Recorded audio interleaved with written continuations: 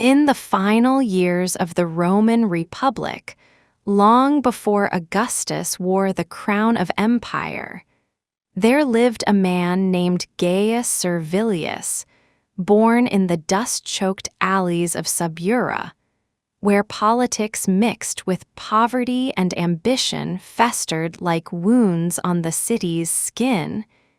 He was not born of noble blood, but of fire and hunger, the kind of hunger that could not be sated with bread alone but demanded legacy. Gaius watched the Senate from the shadows, the marble halls where old men barked and schemed while Rome crumbled beyond the Palatine, and he vowed as a boy, with calloused hands and eyes too sharp for his age, that he would one day sit among them, not as one of their kind, but as their reckoning. By the time he turned 20, Gaius had fought in Hispania under Scipio Aemilianus, watched cities burn and friends rot in trenches, learned Latin oaths and Iberian curses, and how men die with their eyes open when the eagle standard falls. Yet war did not change him. It carved him, gave him edge, and when he returned to Rome with a scar across his cheek and a soldier's stride, he did not return home. For home was gone, his father a debtor's corpse, his mother buried without coin, and his sister, the only soul he cherished, sold into servitude by creditors. That night, in the flickering torchlight of the Aventine, he swore to never be powerless again. He sold his sword to a senator, Lucius Cassius, a reformer with dangerous ideas, the kind that made equestrians nervous and patricians pale. Gaius became his enforcer, his whisper in the forum, his shadow at midnight, and in return, Lucius taught him rhetoric, the weight of words, how to turn crowds into weapons, how to wear a toga like a general's armor, how to kill a man with silence. As years passed, the Republic rotted further, consuls bought with coin, tribunes assassinated for daring to feed the poor, and the plebs boiling beneath the lies of the aristocracy. Lucius led the charge for land reform, grain subsidies, rights for veterans, but Rome was deaf to justice. And soon the knives came out. Gaius found his patron's body by the Tiber, wrists slit, lips sewn shut, a message in blood that even truth had limits. Grief did not break him, it burned away his hesitation. Now he did not serve the Republic, he aimed to remake it. So Gaius entered politics not through lineage but through fear. He spoke in the forum like a man possessed, calling out corruption, naming names, daring the optimates to silence him.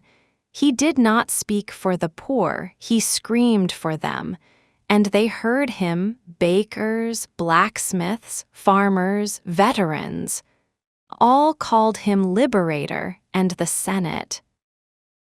The Senate called him dangerous, but could not deny his rise. He was elected tribune with the highest vote count in decades. And with office came enemies, dozens of them, each with a dagger behind their smiles. Yet Gaius did not flinch. He knew the game. He rewrote grain laws, seized unused patrician lands for veterans, imposed taxes on the rich, and every reform won him loyalty from the streets and hatred from the halls of power. They mocked him as a demagogue, whispered he dreamed of kingship. But Gaius never wore a crown.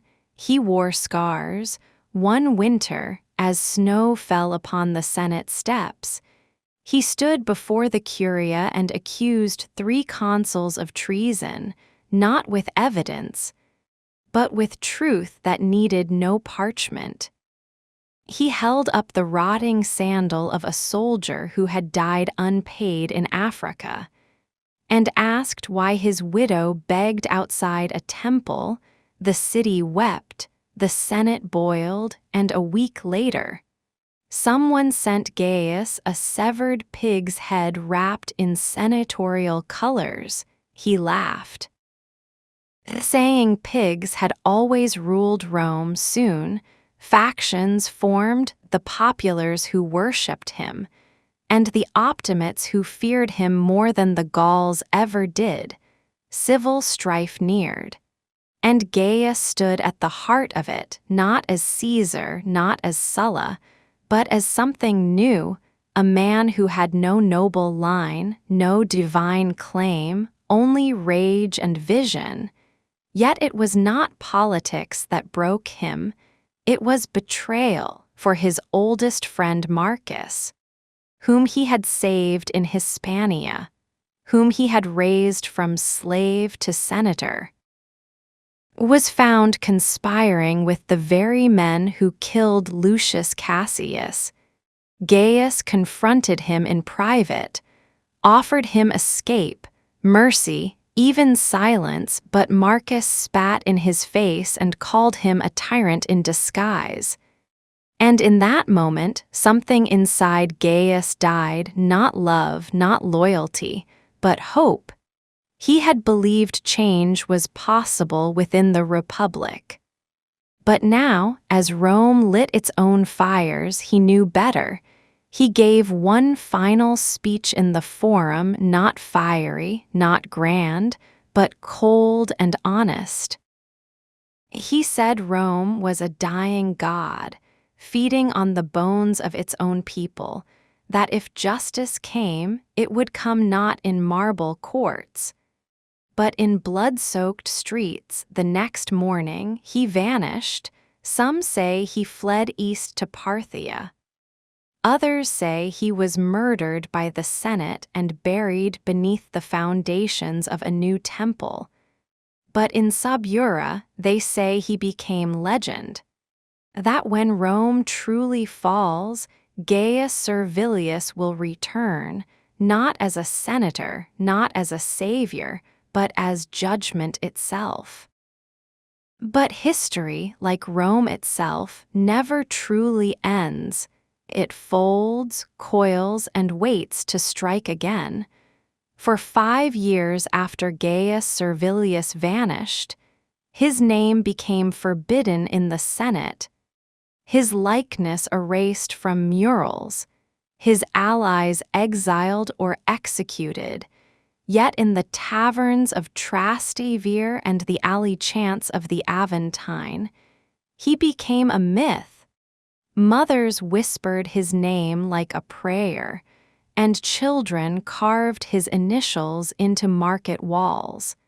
And though the Senate declared him a traitor, they fortified their villas and tripled their guards, as if afraid a ghost could bleed.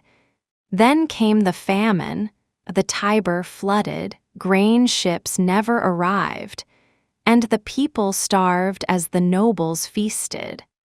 A woman set herself on fire at the steps of the Temple of Concordia, screaming Gaius's name before the flames took her voice. And suddenly, whispers turned into roars, statues of Caesar were defaced, and graffiti in blood marked doors of the wealthy. And in the chaos, a hooded figure appeared, first in Ostia, then Capua, then the edges of Rome itself. Never seen clearly, always fleeing before the guards arrived. But each time he left behind scrolls sealed with wax stamped in the shape of a broken eagle. Scrolls that contained plans, maps, lists of names, corrupt governors, hoarders, murderers, and men who voted against the